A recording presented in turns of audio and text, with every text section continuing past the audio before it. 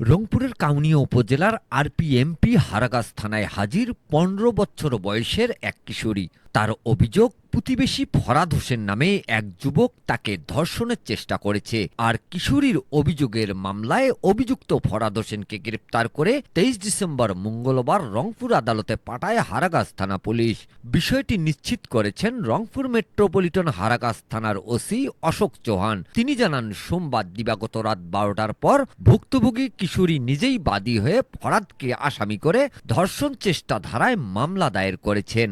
মামলায় বলা হয়েছে, গত ২০ ডিসেম্বর রাতে ওই কিশোরী বাড়ির বাহিরের দরজা বন্ধ করতে গেলে তাকে বাঁশঝাড়ে জোরপূর্বক নিয়ে গিয়ে ধর্ষণের চেষ্টা করে ফরহাদ। এ সময় মেয়েটি কৌশলে বাড়ি চলে আসে এবং পরদিন ঘটনার বিবরণ তার চাচিকে জানায়। সোমবার দুপুরে ওই কিশোরীর বাড়ির সামনে বিভিন্ন অঙ্গভঙ্গি করে ডাকতে থাকে ফরহাদ। এ সময় কিশোরীর পরিবারের লোকজন টের পেয়ে ফরহাদকে আটক করে এবং তাকে জিজ্ঞাসাবাদ করলে সে কোনো সদুত্তর দিতে পারেনি। পরে জাতীয় জরুরি সেবা নাম্বারে খবর পেয়ে পুলিশ ঘটনাস্থল থেকে অভিযুক্ত ফরাদ হোসেনকে আটক করে থানায় নিয়ে আসে। পরে রাতে কিশোরী তার মাকে সঙ্গে নিয়ে থানায় হাজির হয়ে এ ব্যাপারে মামলা দায়ের করেন। গ্রেপ্তার ফরাদ হোসেন উপজেলার সারা ইউনিয়নের আরাজি বিচ্চরণ গ্রামের নজরুল ইসলামের ছেলে।